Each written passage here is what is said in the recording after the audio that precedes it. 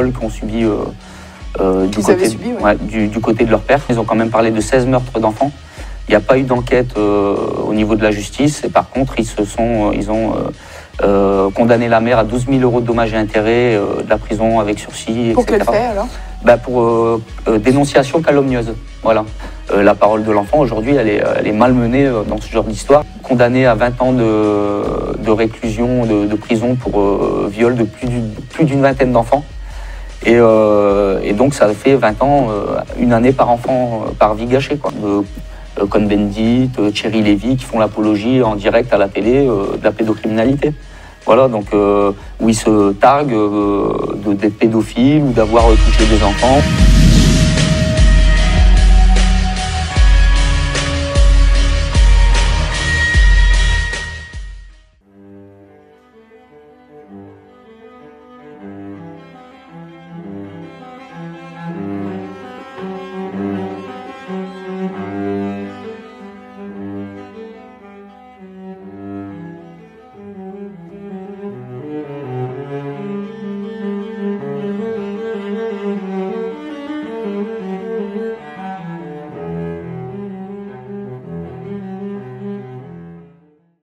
Amis de TV Liberté, bonjour. Nous filons au cinéma avec Maxime Gabriel. Bonjour Maxime. Bonjour Anne. Et alors nous avons vu un très joli film tous les deux, un film italien, Les Opportunistes. Et oui, ce qui est étonnant, l'opportuniste. Ce qui est étonnant, c'est que c'est un film tiré d'un roman américain qui s'appelle Capital Humain, absolument, de Stéphane Amidon. Et on comprend à la fin du film pourquoi Capital Humain. Oui, alors en ces temps polaires d'ailleurs, c'est plutôt rafraîchissant de partir en Italie pour voir ce film, oui. Que vous avez, je pense, trouvé formidable. Moi aussi. J'ai beaucoup aimé. Moi aussi. Je suis une adepte du cinéma italien. Leur vérisme, leur réalisme est toujours magnifique. Et nous allons tout de suite vous donner la bande-annonce.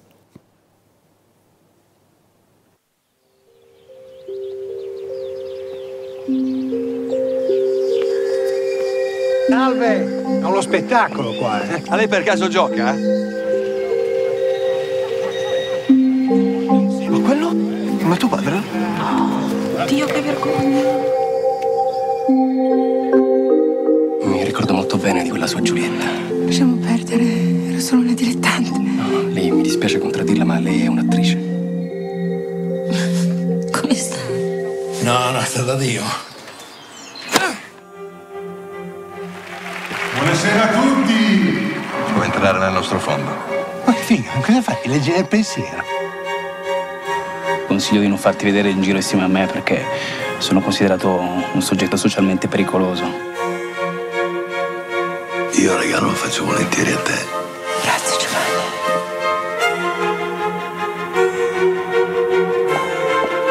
Posso firmare, no? Prego.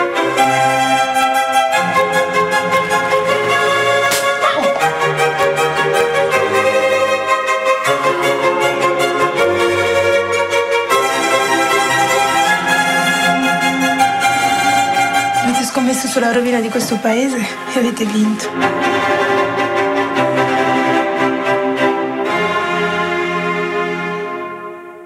C'est bien les opportunistes, vous aviez raison, hein, ma chère Anne. Parce qu'ils sont nombreux à être opportunistes dans ce film. Et c'est là toute l'astuce du film, c'est de nous faire une série de portraits avec cette méthode du retour en arrière. Vous notez que je ne dis pas flashback.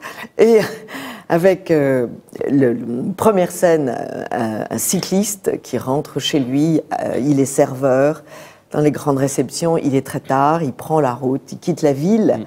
Et il prend la route et il est renversé. Il est renversé.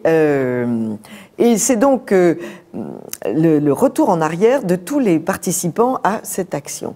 Absolument. C'est assez bien conçu. C'est un peu conçu à la façon d'un roman que j'avais beaucoup aimé de Blandine Le Calais qui s'appelait Une pièce montée. Je ne sais pas si vous l'avez lu, où on suivait un mariage avec différents personnages qui racontaient différents moments et différents angles du mariage. Et là, c'est un peu conçu de la même manière, c'est-à-dire qu'on suit effectivement le cycliste, on suit ensuite les trois principaux protagonistes qui nous racontent à chaque fois une partie de la même histoire en allant plus loin. Une partie de leur vérité. Une partie de leur vérité qui nous permet de composer la vérité. Ce qui est assez intéressant parce que ce n'est pas un film qui nous livre la vérité, mais c'est un film qui nous encourage à adapter notre regard aux différentes personnes, aux différentes situations. C'est donc un film qui nous fait réfléchir et c'est pas si courant que ça. Est-ce que vous avez entendu Pirandello vous dire « chacun sa vérité » ? Exactement. Alors, ce qu'il y a d'effrayant, c'est pas un film très gai. Hein. Il faut quand même bien prévenir nos téléspectateurs.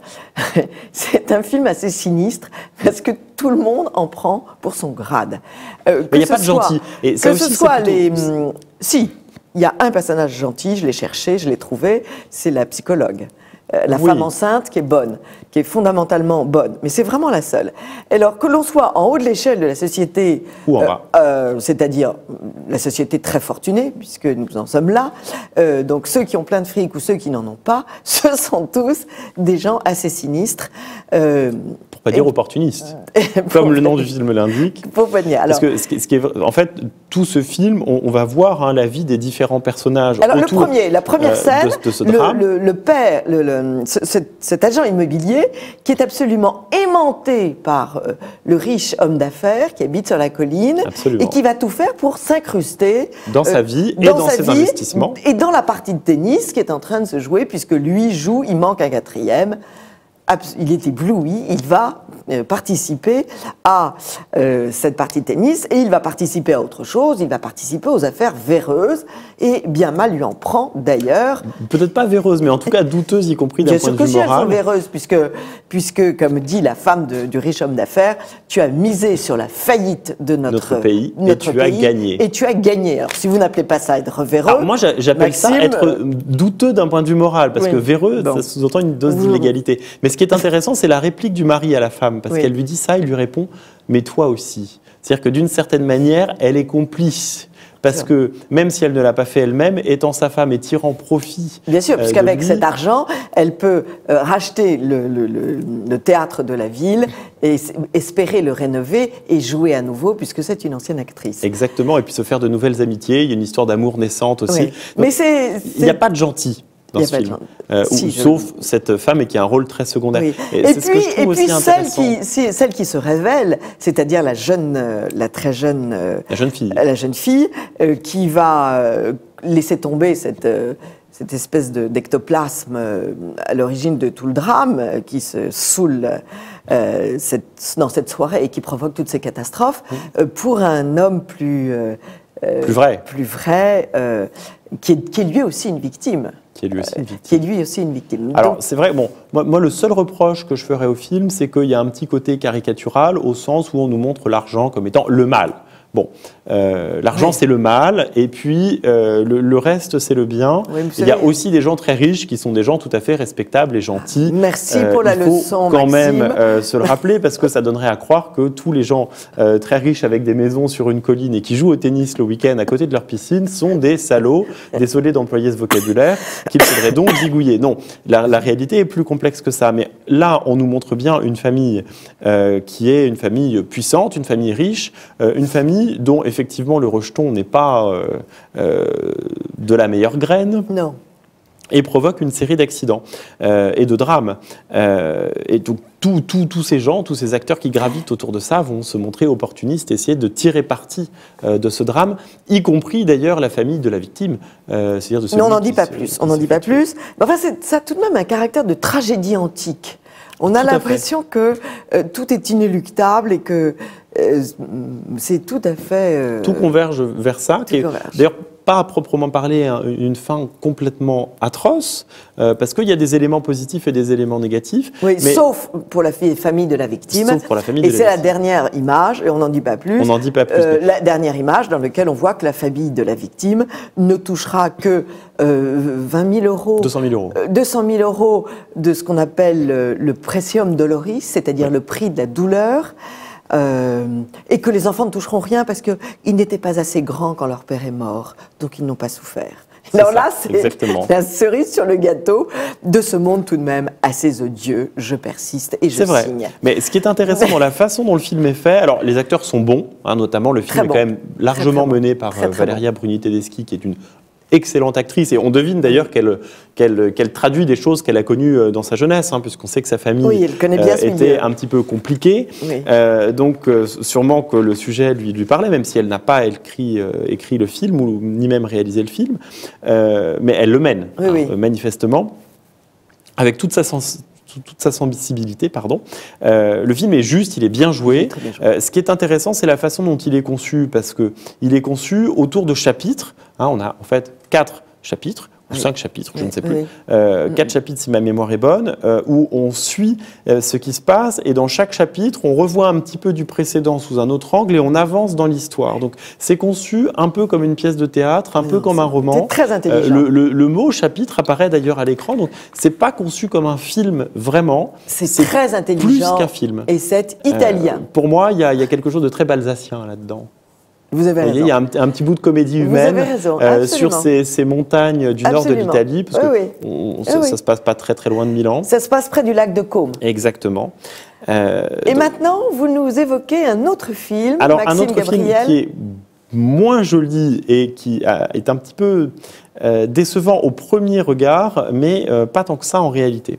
C'est un film qui s'appelle Secret d'État. Alors je vais vous raconter pourquoi je suis allé le voir, parce que c'était un jour, c'était samedi soir, voilà, pour ne rien vous cacher, et je me disais que j'avais envie, non pas de regarder une chose navrante à la télévision, comme on en voit malheureusement trop souvent quand on ne regarde pas TV Liberté, surtout le samedi soir, mais qu'on ne regarde pas à la télévision et sur Internet, surtout le samedi. Et donc je suis allé au cinéma, et j'avais envie de me changer les idées avec un film un peu à gros budget, vous voyez, le film où on réfléchit peu, on en prend plein les yeux, et où il y a quand même une leçon de morale, et où, au final, tout finit bien, le gentil triomphe. Soir, hein. Oui, mais parfois, vous savez, ça fait du bien de voir un film américain très manichéen, où à la fin, le gentil gagne après de nombreuses épreuves. C'est finalement une fresque de héros antiques qui est reproduite, vous savez. Et je suis allé voir Secret d'État. Oui. Alors je m'attendais à un film façon Erin Brockovich, vous savez, avec le gentil journaliste qui va découvrir un secret et qui va réussir à affronter ce secret avec des tas d'horreurs qui vont lui arriver jusqu'au triomphe final. Malheureusement, non. Alors c'est un film qui s'appelle Secret d'État, mais il n'y a pas vraiment de suspense et il n'y a pas non plus d'action, donc ce qui est un petit peu dommage. Mais en réalité, il y a un sujet. Et il y a même un double sujet. Le premier sujet, c'est quand même le secret qui est révélé. Et ce secret qui est révélé, lui, s'inspire d'une histoire qui est vraie. Cette histoire vraie, c'est que dans les années 70 ou début 80, je ne sais plus, il y a une guerre que les États-Unis veulent mener au Nicaragua pour empêcher les communistes de gagner. Et donc soutient les contre-révolutionnaires, mais le Parlement, enfin le Parlement américain ne donne pas d'argent au pouvoir exécutif pour mener cette guerre. Et du coup, la CIA a une idée qui consiste à laisser faire les narcotrafiquants en échange d'une rétribution, c'est-à-dire à prendre une grosse partie du trafic de drogue aux États-Unis pour financer de façon illégale la contre-révolution en livrant des armes, en livrant toute une série de choses. Et donc, on voit qu'en fait, le gouvernement américain et ses agences soutiennent les trafiquants de drogue, donc ne les arrêtent pas, etc. Et donc acceptent que les Américains soient victimes de ce trafic de drogue, notamment du trafic de crack qui dévaste en grande partie la jeunesse et surtout les quartiers pauvres. Et donc il y a aussi une question raciale, puisque vous savez qu'aux États-Unis, dans les années 70-80, les quartiers pauvres sont essentiellement des quartiers noirs. Notamment ici, on s'intéresse beaucoup à Los Angeles. Et on voit qu'il y a des images d'archives qui sont mêlées dans le film. On voit qu'il y a des revendications suite à ces révélations des communautés noires, puisqu'aux États-Unis, on peut parler de communautés, qui disent mais finalement nous sommes les victimes du crack, mais nous ne sommes pas les victimes que de nous-mêmes, mais aussi du gouvernement qui a laissé faire, qui nous a laissé mourir, qui a laissé notre jeunesse mourir et donc aussi aller en prison, être victime des trafics, de l'insécurité, de tout ce qui gravite autour du monde de la drogue. Tout ça pourquoi ? Pour financer une guerre dont on ne voulait pas. Voilà. Et donc ça, un brin cynique. C'est quand même très cynique. Et quand un pays en arrive à accepter que ses propres habitants meurent pour se faire du fric, pour aller sauver la démocratie, vous pouvez quand même vous interroger sur ce que signifie la démocratie et ce que signifie la protection de l'État. Ah non, ça je ne veux pas m'interroger. C'est quand même, je pense que quand on s'interroge, poser la question, c'est déjà y répondre. Vous savez, comme dit Martine Aubry, quand il y a un flou, c'est qu'il y a un loup. Bon, ben là, il y a un très gros flou et il y a un très gros loup.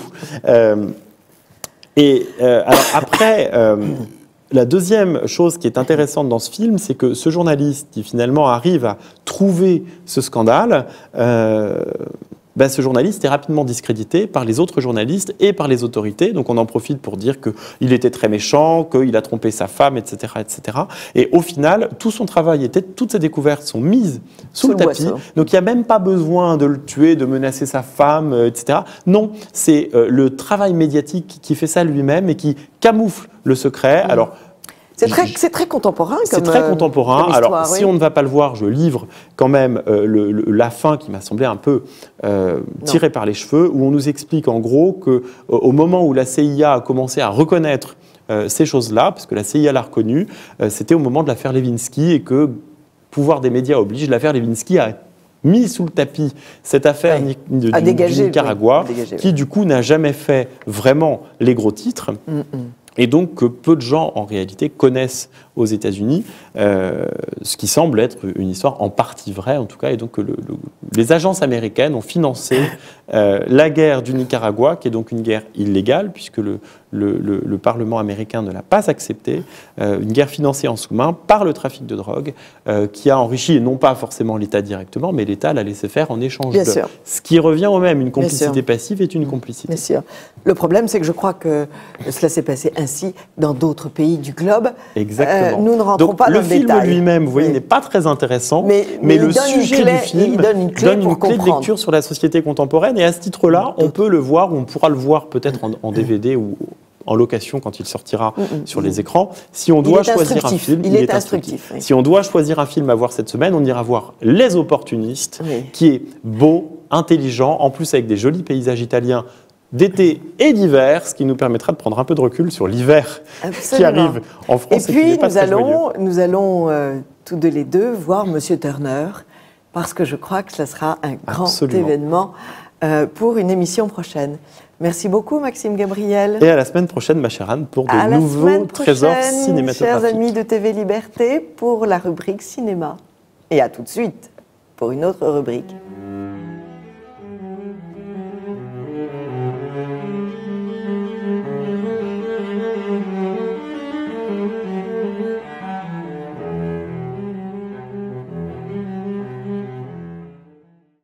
Amis de TV Liberté, pour cette chronique, je lis donc je suis. Je voudrais vous proposer un très grand livre qui a été écrit par Mohamed Christophe Bilek. Bonjour. Bonjour Anne. Qui nous offre un livre très important qui s'appelle « Des musulmans qui deviennent chrétiens, signe des temps pour l'Église ». Donc ce livre s'adresse à 12 autres chrétiens d'Europe. Il s'adresse bien sûr aussi aux frères kabyles. D'une façon générale de l'islam, en tout cas nord-africain, parce que en premier, puis tous ceux de l'islam, exactement. Et ce livre résonne évidemment d'une importance particulière par ces temps assez horribles où l'on voit le mouvement inverse, c'est-à-dire des Français qui se convertissent à l'islam et au pire de l'islam, puisqu'ils rentrent dans des mouvements terroristes. Est-ce qu'on ne peut pas dire tout à fait préalablement que l'Église de France a laissé divaguer sa jeunesse, a laissé sans instruction tous ces jeunes de France qui sont partis vers une autre religion parce qu'ils avaient soif? Mais oui, c'est bien sûr, comme on dit, la nature a horreur du vide. Et donc, ce besoin de Dieu qu'on a cru inexistant dans la jeunesse, il tentera maintenant de revenir comme un boomerang à la face de ceux qui, plus ou moins influencés par les idées de 68 et même d'avant, parce que ça remonte à un certain temps, Vatican II aussi, à sa part, c'est que l'idée de l'œcuménisme a fait a fait aussi un certain nombre de ravages. Tout à fait, exactement. En fait, la transmission, à partir de ce moment-là, ne s'est plus faite. Même si elle était mal faite parfois dans le passé, la transmission est indispensable. Parce que sinon, l'enfant ne se construit pas. Même s'il doit se construire contre ce qu'il a reçu, il a besoin de quelque chose pour se construire. Bien sûr. Alors, comme cette histoire est une très vieille histoire, vous avez aussi écrit un très joli petit livre qui s'appelle « Saint-Augustin raconté à ma fille ». Alors, aux éditions Cabell, c'est un livre très important puisque Saint-Augustin est l'un des premiers kabyles qui, comme vous, s'est converti il y a des siècles. Alors, il y a même 2 siècles et demi avant l'islam, donc ça fait cette année, en fait, le 13 novembre passé, et il est né 1660 ans déjà. Donc, bon, quoi qu'il en soit, ce qui est intéressant, parce qu'à l'époque, on ne parlait pas de Kabyle, on parlait plutôt d'Africains tout court, parce que le terme d'Afrique et d'Africain vient évidemment d'une tribu berbère. De la Tunisie actuelle. Bien, quoi qu'il en soit, ce qui est intéressant, c'est ce qu'il représente symboliquement, cette liberté d'aller vers Dieu, sans contrainte et volontairement. Dieu nous a créés libres, et vraiment, c'est lui qui démontre pratiquement, à la fois dans les Confessions et dans les autres livres, la Cité de Dieu, dans de la Trinité, etc., que l'homme doit chercher Dieu. En réalité, Dieu le cherche, il est déjà dans son cœur, c'est lui qui dit cette fameuse phrase « Je t'ai cherché partout alors que tu étais en dedans de moi. » En moi. Donc, cette liberté de chercher Dieu est noble d'abord pour l'homme, mais surtout rend hommage à Dieu qui nous a donné cette liberté de le chercher et de lui dire oui, parfois de lui dire non. Mais quoi qu'il en soit, il a pris ce risque avec sa créature. Vous citez bien sûr saint Augustin qui, dans les premières pages de ses Confessions, dit « Louera le Seigneur, quiconque le cherche, qui cherche en effet le trouvera, et trouvera, et trouvant le louera. » Et ailleurs, « Donnez-moi les forces pour chercher, toi qui as permis qu'on te trouve et qui donne l'espérance de te trouver encore davantage. » Alors, ce saint Augustin a une importance énorme. Et ce Saint-Augustin, vous le montrez dans votre petit livre, il a été enterré à Pavie. Alors voilà, c'est une histoire que j'ai découverte en 2003 en visitant la basilique actuelle à Annaba, donc l'ancienne Hippone, où il y a un petit morceau de ses reliques, le cubitus de son bras droit. Je me suis dit, soit il est mort à Annaba, donc à l'Hippone ancienne, il a complètement disparu, soit il est resté, ses reliques sont demeurées, mais pourquoi elles ne sont pas demeurées sur sa terre de naissance et de passage au ciel? Donc on découvre cette chose incroyable, c'est qu'il a eu affaire, il a subi 2 persécutions d'une certaine façon, post-mortem, pour se retrouver à Pavie. Bien, c'est cette aventure qui m'a amené à aller à Pavie un jour avec la dernière de nos filles. Et c'est pour ça que le titre porte d'ailleurs donc Saint-Augustin raconté à ma fille, parce qu'elle-même remet en question ce personnage considérable qui n'a rien à voir avec nous, qui n'a pas de considération, qu'on n'a rien, on n'a rien à garder de son héritage, si héritage d'ailleurs qu'elle ne connaît pas, il y a, puisqu'en fait elle n'a rien lu lorsqu'elle disait ça, de Saint-Augustin. Et donc c'est une belle histoire aussi de savoir que réellement, il a eu affaire, d'une part, à la persécution des Vandales. D'ailleurs, il est mort à l'arrivée des Vandales. Oui.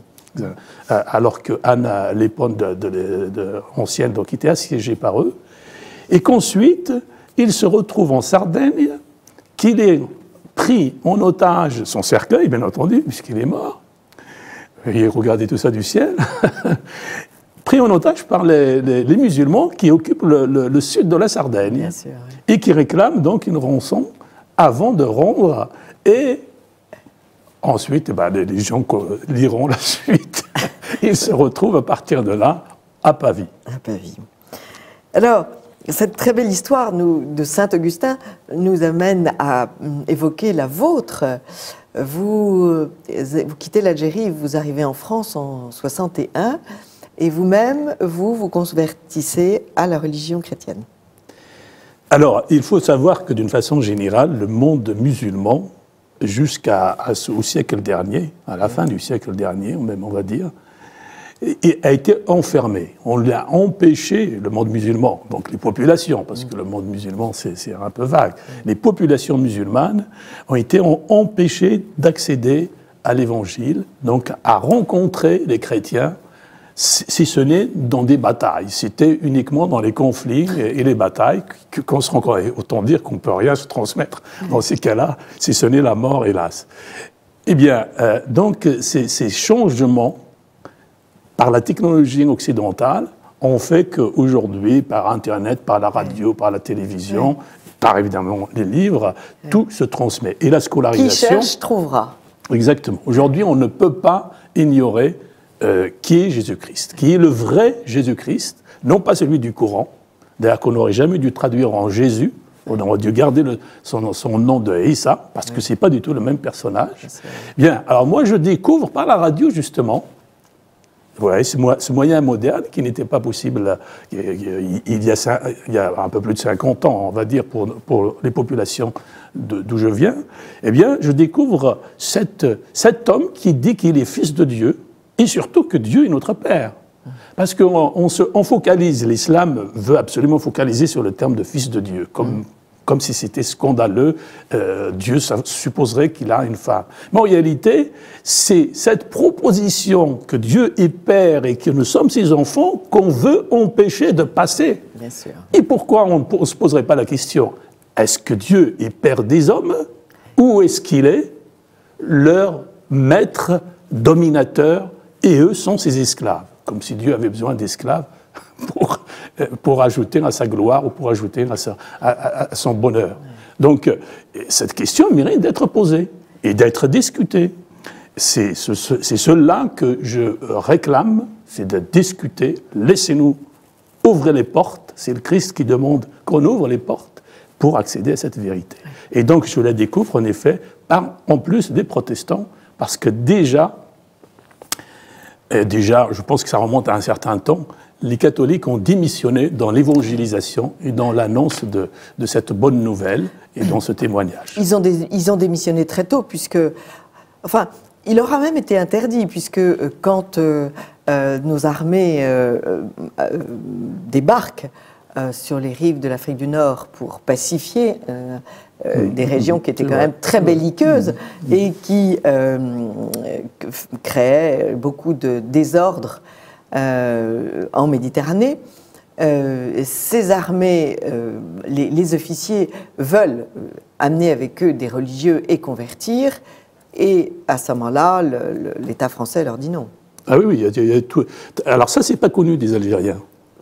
Oui. Dans leur esprit, la France elle a voulu évangéliser, mais pas du tout. Pas du tout. C'est exactement le contraire. C'est très, très important. C'est la France républicaine qui a... Évidemment, parce qu'en fait, il faut savoir qu'à l'époque, cette conquête de l'Algérie s'est faite. Oui. C'est en 1830, donc forcément, la France venait de vivre le Premier Empire, ensuite... Tout ce qui a fait que l'Église et donc tous les chrétiens, le christianisme a été mis de côté, voire persécuté. Quand j'ai découvert, Anne, la persécution qu'a subi le catholicisme pendant la Révolution française, je n'en revenais pas.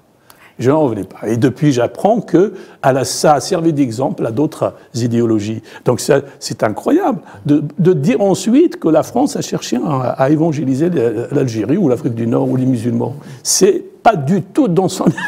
C'était pas du tout dans son optique. Non, pas du tout. Alors, elle s'est venue après, puisque les religieux sont, au XIXe siècle, dans la deuxième partie, sont devenus très missionnaires, ont envoyé des congrégations, ont éduqué les petites filles, puisque vous montrez bien que, comme c'est connu, les petites filles n'ont pas le droit d'aller à l'école, et ce sont les religieuses qui se sont occupées de l'éducation des petites filles, et que cette situation, bien sûr, s'est arrêtée avec la fin de la présence française. Pas vraiment, parce que en réalité, alors donc le grand apport, en effet, par exemple, pour la France, mais c'est l'Europe entière qui a apporté ça, c'est la scolarisation. Au monde musulman, aux populations musulmanes, c'est la scolarisation, outre, en plus de la technologie, bien sûr, tous ces acquis qui font le confort aujourd'hui, mais c'est surtout la scolarisation. Comment peut-on accéder à la vérité si on ne peut pas la lire ? en français, voire en arabe. Parce qu'il faut savoir que la scolarisation en arabe n'existait pas non plus. Enfin, elle était très, très limitée. C'était un infime pourcentage de la population qui avait accès. Donc, pas de connaissance du Coran, pas de connaissance de l'Évangile ou de la Bible. Et tout cela, c'est quand même... Alors, on peut... j'ai beaucoup de reproches à faire, certainement, à la présence française en Afrique du Nord en général et en Algérie en particulier, mais ce qui est positif et de loin le plus important, c'est cette scolarisation. Bien sûr, il y a la médecine, etc., il y a les autres... Bon, tout ça, c'est important. Mais pour moi, l'essentiel, c'est la scolarisation. Ça a ouvert les esprits et ça a permis ces contacts et cette évangélisation de pouvoir se faire ensuite. Donc ça, c'est resté. Aujourd'hui, d'ailleurs, à l'indépendance, la grande catastrophe de l'Algérie, c'est que tous les instituteurs français étaient partis. Et il a fallu les remplacer à la va-vite, de manière improvisée, par des instituteurs venus d'Égypte, de Syrie, de Palestine. Et ce sont malheureusement souvent des frères musulmans qui avaient été formés. Ah, voilà. Mais oui, c'est comme ça que peu à peu, cette jeunesse algérienne s'est radicalisée et que nous avons, tout ça a abouti dans les années 80 et 90. Alors ça a été l'explosion et la terrible... Les catastrophes que l'on sait, oui. Alors, venons-en à votre livre, donc, très, très, très riche pour... des musulmans qui nous écouteraient, mais aussi pour les Français, et bien sûr pour les convertis, parce que c'est un livre qui est très très profond. Vous nous décrivez donc le chemin de la conversion. Et ça, c'est vous donnez beaucoup d'exemples. Enfin, d'abord, peut-être évoquer cette association que vous avez créée, Notre-Dame de Kabylie. Alors Notre-Dame de Kabylie est née en fait dans la foulée de ce que je peux appeler Notre-Dame de l'accueil. Oui. Il s'agit d'accueillir tous ceux qui viennent de l'islam, voilà. Pas seulement les Kabyles. Les Kabyles ont cette liberté un peu plus en tout cas qu'ailleurs, que dans les autres populations. Et c'est vrai que c'est là que l'évangélisation a démarré. En Algérie, dans les années 70, fin des années 70, début des années 80, déjà, on savait que le mouvement était lancé. Les Kabyles, par la radio d'ailleurs, souvent, vous voyez, à chaque fois. Et ensuite, il y a eu les traductions des évangiles en kabyle, donc tout ça, c'est des films.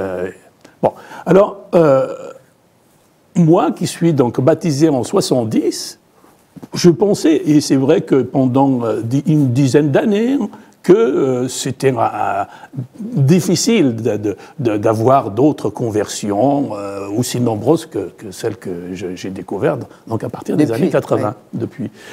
Et en réalité, bon, je manquais peut-être de vue sur le plan de l'histoire, etc., sur l'islam, parce que quand on est dans l'islam, on ne connaît pas l'islam finalement. Il faut en sortir pour le connaître. C'est un petit peu comme celui qu'on plonge dans la mer et qui tombe du bateau, et puis il ne voit pas l'étendue de la mer, il barbote. Mais quand il sort, là, j'ai dit, mais à quoi j'ai été... J'ai échappé à quelque chose d'énorme. J'ai échappé à quelque chose d'énorme. Alors donc, je connais mieux l'islam et je m'aperçois que finalement, c'est parce qu'il y avait cet empêchement, cette interdiction d'accéder encore une fois à l'évangile, parce que l'islam interdit de se convertir et de quitter. Donc c'est la loi sur l'apostasie. Alors, c'est ça qui ont peu à peu, par les contacts, etc., m'a fait comprendre, à partir encore une fois des années 80, que il y avait des problèmes, bien sûr, qui étaient reçus pour les convertis, ceux qu'ils connaissaient parce qu'ils quittaient leur famille, leur communauté, etc. Oui, vous montrez que se convertir pour un musulman est très très lourd de conséquences. Ah oui, c'est même périlleux. Le film de Cheyenne Caron nous l'a montré, l'apôtre nous l'a montré. Et ce n'est il y a encore bien pire que ça. Certains, les pauvres, n'aboutissent même pas, sont assassinés, bien entendu. Oui. L'Arabie Saoudite, imaginez un peu, le Soudan, la Somalie, le Nigeria, bon, enfin, c'est pas les exemples qui manquent, le Pakistan. Donc, il y a ces problèmes inhérents à l'islam. Ça, évidemment, celui qui quitte l'islam sait ce qu'il encourt. Mais ce que moi je découvrais, c'est que nous étions mal accueillis par nos frères aînés dans la foi, comme j'appelle les chrétiens de souche. Et même parmi les pasteurs, il n'y a pas cet accueil, cet encouragement, cet enthousiasme. Mais certains se disent, mais parce que l'islam, quand il y a des convertis, il y a des vidéos, les gens peuvent les voir, de Français qui se convertissent ou d'autres Européens.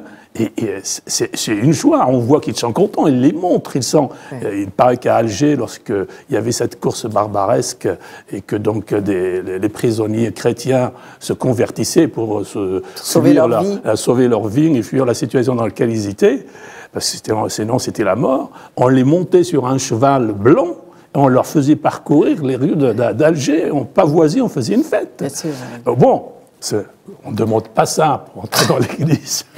Il y a peu de cheval blanc dans les villes françaises, mais vous avez raison. Comment expliquez-vous cette timidité du catholicisme, cette façon de rester entre soi, et vous le décrivez fort bien dans votre livre, cette volonté de temporiser même des prêtres. Quand un musulman vient pour demander le baptême, le prêtre trouve une infinité de raisons pour lesquelles il faudrait temporiser.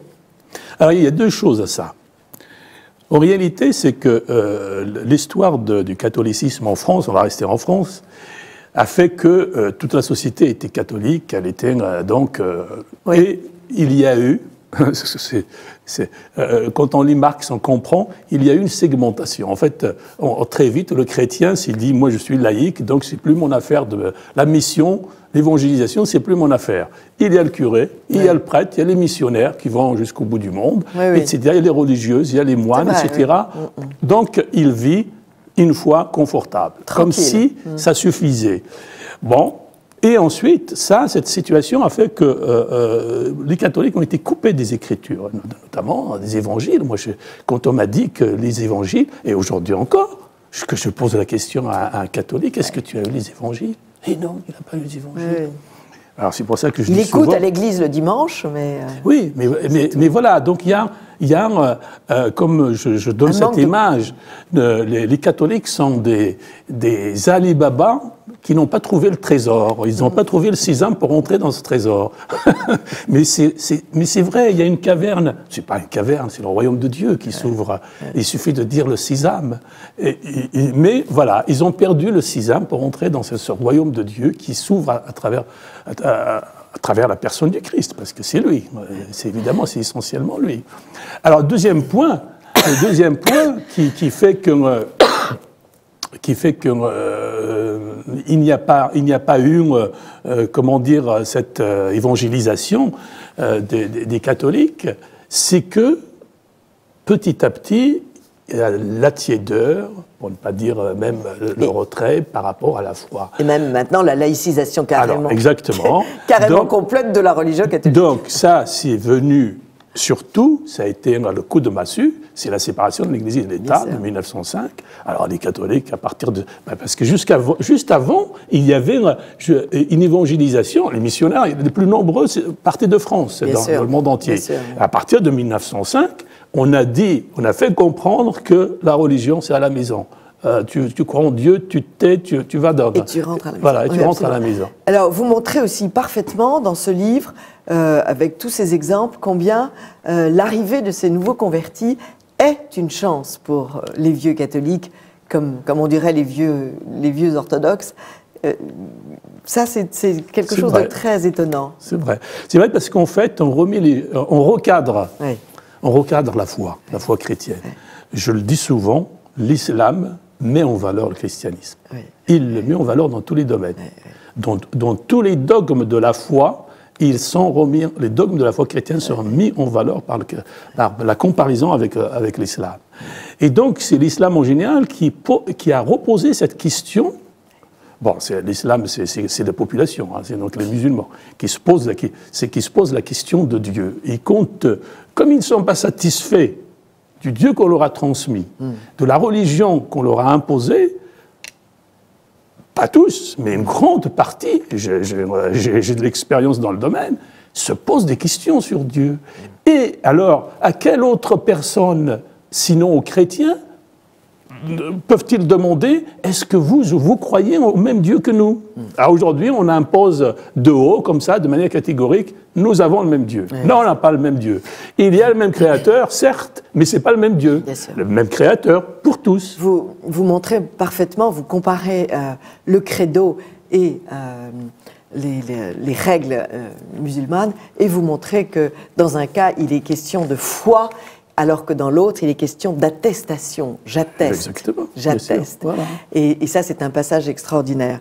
Je voudrais dire vous montrez aussi, bien sûr, les attentes, quelquefois même les échecs, mais encore une fois, ce livre est extrêmement important, chers amis de TV Liberté, parce qu'il aura pour effet de renforcer votre foi catholique et en tout cas d'illustrer cette douloureuse question de la conversion des musulmans, et elle est abordée de façon fort intelligente par mots comme Ahmed Christophe Bilek, et je dois vous remercier parce que vous m'avez appris beaucoup de choses et c'est en effet très important finalement de voir notre religion de l'extérieur.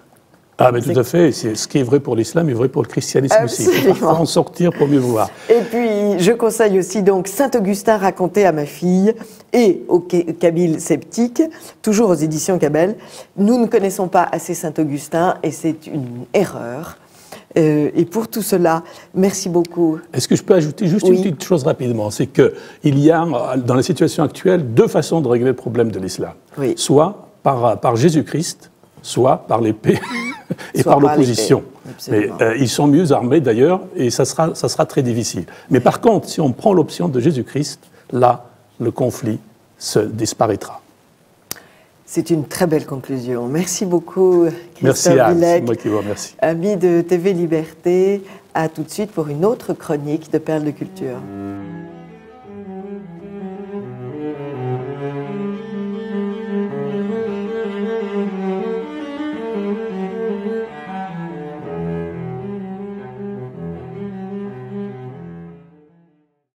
Chers amis de TV Liberté, pour cette rubrique de défense du patrimoine, nous avons invité quelqu'un qui nous fait un bien fou, qui s'appelle Max Montgomery. Bonjour, monsieur. Bonjour, Anne. Vous êtes le créateur du site L'école à la maison. C'est un site très important et très connu. Vous aidez tous ceux qui ont décidé de faire l'école à la maison. Ben oui, depuis 2 ans, grâce au magnifique gouvernement que nous avons, il y a une explosion de la demande de l'école à la maison, comme vous le savez. Il y a une fuite éperdue hors de l'école. Et les gens se retrouvant sans instruction, ils en recherchent et redécouvrent qu'on peut parfaitement enseigner ses enfants soi-même, comme Marie l'a fait à Jésus et comme ça s'est fait pendant des millénaires. Oui.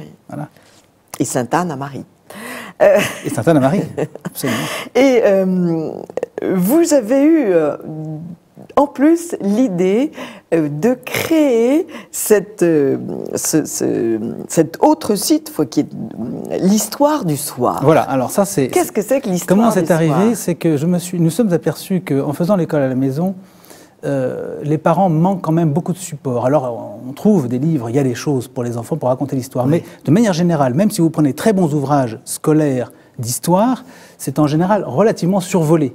Vous prenez Bainville, bon, vous allez voir les grands personnages de l'histoire de France, mais même ces très bons livres-là sont d'abord pas toujours accessibles à toutes les bourses.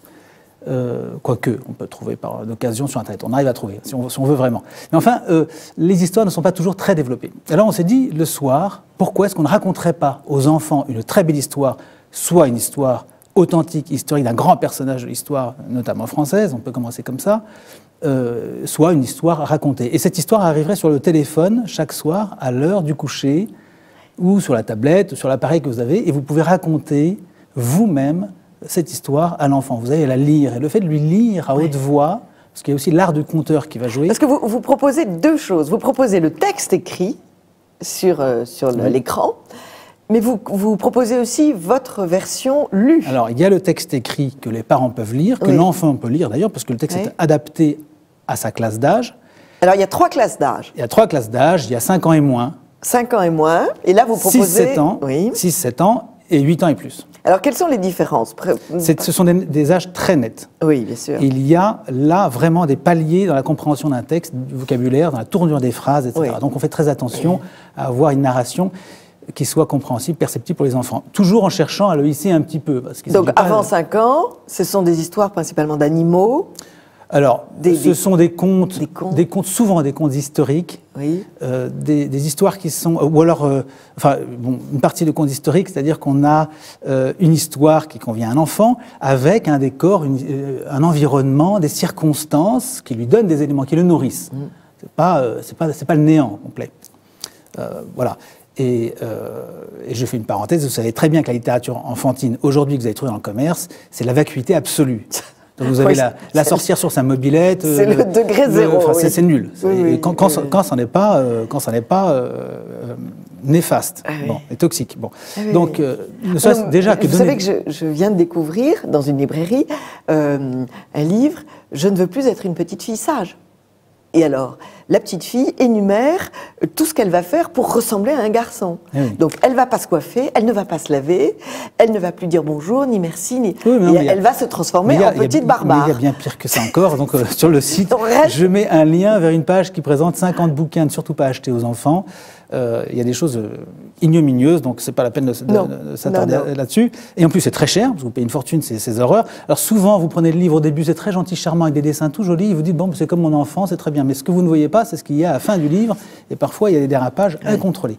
Donc, on raconte une belle histoire, et si possible, une histoire qui nourrisse l'enfant avec des éléments dont il pourra faire quelque chose plus tard. C'est-à-dire qu'on va lui parler de choses que nous connaissons notre génération, et puis des choses même que notre génération ne connaît pas très bien. Donc on va lui parler du chevalier Bayard, on va lui parler de Du Guesclin, on va lui parler de Jeanne d'Arc, on va lui parler de Saint-Louis, et puis on va aller voir des personnages peut-être un peu moins connus, mais on va lui parler de la Pérouse, de Magellan, de Bougainville, et puis plus loin dans l'histoire, on ira fréquenter Spartacus, et puis qu'est-ce qui s'est passé lors des guerres puniques?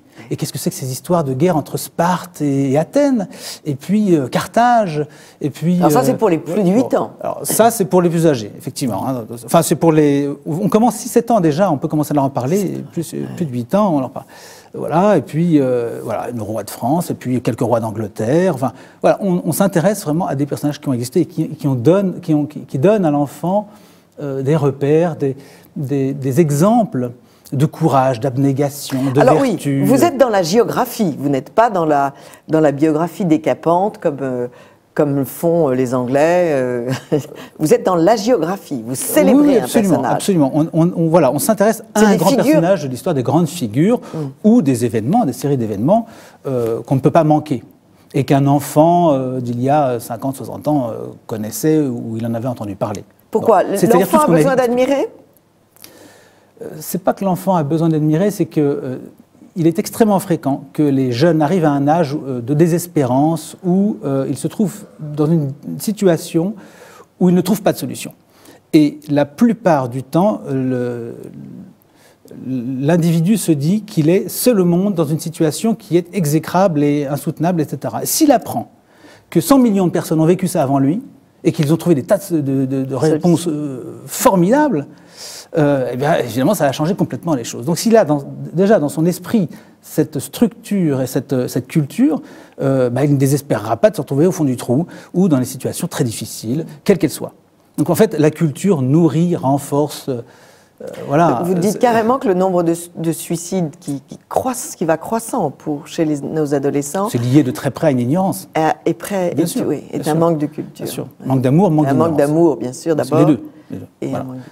Là, vous pouvez donner les deux. Quand vous racontez une belle histoire à votre enfant, vous lui transmettez d'abord votre amour directement, dans votre voix, dans votre manière de parler, vous transmettez des tas de choses, vous êtes présente ou présent, et puis vous donnez également des exemples historiques, pas forcément des saints d'ailleurs, mais il y a des personnages, je raconte Garibaldi, d'aucuns s'écrieront, mon Dieu, c'est un franc-maçon, etc. Mais on ne s'intéresse pas aux défauts et aux travers des personnages, mais à ce qu'ils ont réussi d'extraordinaire. Oui. Garibaldi, quand même, c'est un monsieur qui a fait sauter 2 fois son propre bateau, qui est rentré 12 fois au pays en se jurant que plus jamais il ne ferait de politique, et qui est reparti 12 fois se battre en Amérique du Sud, en Amérique du Nord, enfin il a failli être général en Amérique du Nord, en France, etc. Oui. Enfin, ce sont des personnages qui sont passionnants à raconter aux enfants. Passionnants. Oui. On m'a cité hier, on parlait de la Bérésina, et on m'a cité le cas de ces héros du génie civil de l'armée de Napoléon, bâtisseurs de pontons, qui ont bâti les pontons dans une eau glacée et qui donc mouraient et qui étaient immédiatement après remplacés par d'autres. J'ai trouvé que c'était un acte héroïque absolument magnifique. Moi, je raconte l'histoire d'un jeune Russe dont personne ne garde la mémoire, mais qui se trouvait dans un sous-marin nucléaire qui a connu une grave fuite. Et le capitaine a demandé à l'équipage qu'un volontaire se présente pour aller fermer une vanne, sachant qu'il mourrait, il fondrait sur place pratiquement. Il fallait le faire parce qu'ils étaient au large des côtes américaines et que si l'accident se produisait, eh bien, sur un rayon de 250 km, toute la population américaine disparaîtrait. Et ce jeune garçon s'est présenté, il l'a fait. Et on ne sait pas que des soviétiques ont sauvé une bonne partie de la population américaine. Voilà. Ce sont des belles histoires à raconter. C'est très belle, c'est une très belle histoire. Et puis on peut apprendre des termes techniques dans un sous-marin. Alors justement, à propos du vocabulaire, parce que votre démarche, c'était la démarche pédagogique des anciens. Vous trouvez je cherche beaucoup les livres anciens, vous trouvez beaucoup de ce genre de petits livres qui s'appellent l'enfance des héros, pour expliquer comment un homme devient héros. Au début du siècle, il y avait des livres qui racontaient, dans un vocabulaire qui évidemment maintenant n'est plus accessible à nos enfants. Alors vous expliquez, vous employez toujours des mots sophistiqués, mais vous expliquez tout de suite le mot. Alors, dans le cours je crois qu'il y a, alors c'est pour revenir au propos du départ, vous pouvez trouver encore de très bons livres, et en particulier des livres imprimés, édités au XIXe siècle. Le problème, c'est que la phrase, la tournure, le vocabulaire, ça va être un peu difficile. C'est pas accessible Alors il va falloir faire de la paraphrase en permanence. Absolument. En disant, et ça peut casser le style. Alors ça peut être très intéressant, peut-être un peu plus tard, c'est-à-dire 12, 13, 14 ans, de lire ces livres-là, parce que...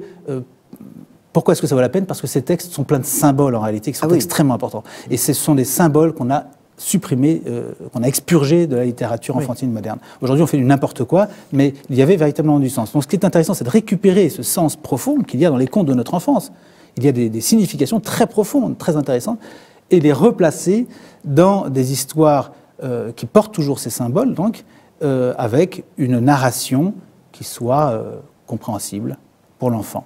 Vous dites qu'il y a des mots et des idées interdites aujourd'hui dans les livres. Ça fait déjà un bon moment. Vous savez que dans les années 80, on a expurgé les bibliothèques de France de tas d'auteurs. On a supprimé des tas d'auteurs, tous ceux qui étaient considérés comme... trop chrétiens. Trop chrétiens, Daudet, des personnages de l'identité nationale. Voilà. Trop identitaires. Il y a beaucoup de gens qui ont Claudel, etc., a été supprimé de très nombreuses bibliothèques. On a envoyé des tonnes de livres au pilon, des tas de très très bons livres. Et puis des contes pour enfants qui étaient considérés comme trop traditionnels.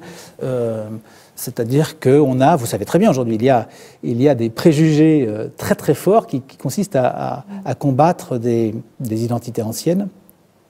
Et donc on a beaucoup de mal à trouver des choses sympas. Donc on peut aujourd'hui les réécrire, rien ne nous interdit de réécrire, de recomposer de très beaux textes. Alors voilà, quand j'utilise un mot qui est un peu compliqué, on utilise le mot, et on explique tout de suite, parce que ça permet à l'enfant bien sûr de... Ce qui vous permet de ressusciter tout un monde dont on n'explique plus... le fonctionnement, par exemple, le monde médiéval. Oui, bien sûr. Et puis, le monde médiéval en particulier. L'enfant, aujourd'hui, a sans doute peu de raisons de comprendre ce qu'était son ancêtre, son jeune ancêtre du XIIe siècle, mais c'est très bien de le resituer dans ce qu'était la vie de l'époque. C'est une vie rurale essentiellement. Il y avait des animaux sauvages qui ont complètement disparu aujourd'hui. Il y avait des menaces de brigands des hordes de brigands qui dès qu'on sortait de la ville. Il pouvait y avoir des rivalités entre, là je raconte l'histoire de deux jeunes garçons qui sont des jeunes Normands en lisière du territoire franc, donc il y avait des rivalités entre Francs et Normands, des histoires de droits, de seigneurs, etc. Tout ça c'est intéressant, c'est très intéressant de rendre à l'enfant des choses qui lui paraissent d'ailleurs très très faciles à comprendre, parce que c'est beaucoup moins compliqué que la vie politique aujourd'hui. Donc les choses étaient très simples, on n'était pas dans le cynisme absolu, on n'était pas dans l'ironie, on était dans des relations qui étaient relativement simples. Et voilà, donc la vie rurale, les enjeux, il faut aller jusqu'à la ville pour vendre du grain. On y va avec son père. Et puis, il faut faire attention parce que sur la route, elle n'est pas forcément bien fréquentée. À la croisée des chemins, l'Église a mis une croix. Pourquoi ? Pour protéger et qu'il n'est pas permis d'attaquer quiconque à l'ombre d'une croix, parce qu'on pourrait être excommunié. Donc voilà. Et puis, il y a quand même des brigands qui sont là quand même, parce que ceux-là, ils s'en fichent. Et puis, ils vont quand même oser s'attaquer à vous. Alors, comment ça se passait bon. Et puis, on va à la ville et on vend son blé, puis on revient. Et puis, qu'est-ce qu'on fait de ce qu'on a gagné, etc. Il y a des enjeux. Puis, alors, on se promène dans la forêt, on découvre des choses de l'Antiquité. Enfin, on peut raconter. Oui. Voilà. D'où vient cette passion que vous avez pour l'histoire et que vous partagez en famille, puisque vous êtes père de famille nombreuse? Ça vient peut-être de l'ennui terrible dans lequel nous nous trouvons tous, dans une histoire qui se passe à notre insu, qui n'est pas très héroïque, très peu vertueuse, il faut bien le dire, qui nous donne le sentiment de nous enfoncer toujours un peu plus. Bon, voilà. Et puis l'histoire, c'est aussi le dessous des cartes. C'est quand même une réalité, c'est quand même ce dont on vient. Donc, quand on a une cohérence historique à l'esprit, on comprend beaucoup mieux tout ce qui nous entoure. Ça, je crois. Et notre présent. Alors, pour s'inscrire, expliquez-nous comment on fait pour s'inscrire. Très simplement, l'histoire du soir. Vous allez sur le site l'histoiredusoir.com. Tout attaché. Et puis là, vous pouvez vous inscrire, puis ensuite vous abonner. Je vous propose de vous abonner. Et alors, c'est une somme absolument énorme, chers amis de TV Liberté. C'est 6 € par mois. Voilà. Ce qui n'est quand même pas. Ce qui est moins cher qu'un mauvais livre de supermarché. Non, ça c'est vous. Non, c'est pas très cher. Il y a un gros travail derrière. Mais bien sûr. Alors, donc vous proposez donc vous dites d'ailleurs que vous allez le faire 3 fois par semaine parce que au début c'est tous les soirs. C'est tous les soirs. Et puis, au bout d'un moment on espace parce que tous les soirs toute l'année ce serait pas possible. Non. Vous en auriez ras-le-bol. Mon histoire je l'ai. Et puis il y a des soirs où la maman, où le dîner est trop plus long, où le coucher bon, où grand-père arrive à la maison, donc l'histoire. Donc une fois tous les 3 soirs. Mais ça c'est très facile. Vous vous abonnez et puis vous pouvez mettre en pause l'abonnement. Enfin, et puis est-ce que vos enfants s'en vont, vous mettez en pause l'abonnement. Alors est-ce qu'on peut aussi récupérer une histoire ancienne? Est-ce qu'il y a un listing? Il y a des archives. Des archives. Voilà. Donc savoir où vous en êtes. Un dimanche pluvieux, on peut rester une heure à l'écoute. Bien sûr. Vous gardez les histoires à vie. Si vous voulez ensuite les lire aux plus jeunes ou à vos petits-enfants quand vous serez plus âgés. Vous dites aussi qu'on peut les imprimer. On peut les imprimer. Voilà. Max Montgomery, vous nous offrez vraiment quelque chose d'assez extraordinaire. Alors, je vais vous toucher un mot quand même sur un aspect, parce que quelqu'un m'a écrit tout de suite en me disant vous êtes écrivain, vous vous rendez compte, vous allez encore nous coller devant un écran, parce qu'il y a encore un écran... Oui, j'en profite pour dire que vous avez écrit ce livre qui s'appelle « Le siècle des hommes sans Dieu », Reinhard Tarkand, aux éditions du Moine Guerrier, et que je ne le connaissais pas, donc je le lis, je le dévore, et vous reviendrez nous en parler. Très volontiers, très volontiers. Alors, sur la critique il s'agit encore d'un écran. Bon, alors, je crois qu'il est quand même... Il ne s'agit pas d'exclure le livre. Non. L'enfant doit toujours lire. C'est pas votre genre. La lecture, c'est très important pour la construction de l'enfant et pour le cerveau. On le sait très bien aujourd'hui, il y a des études très intéressantes là-dessus. Ça n'empêche que la maman n'a pas toujours le livre sous la main, il lui faut du temps pour trouver, je sais ce que c'est, j'ai 7 enfants.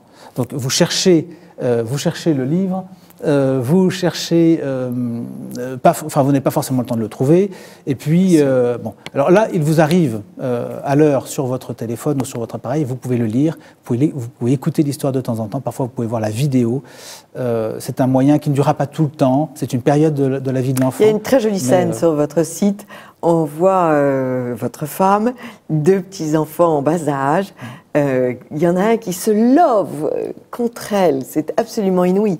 Il est dans ses bras comme dans un berceau. Et elle tient donc cet appareil de téléphone. Et on imagine que le son sort. Voilà. Et les 2 petits garçons écoutent. Et c'est très, très joli. C'est vraiment... C'est une très jolie idée que vous avez eue. Une idée extrêmement utile par les temps qui courent.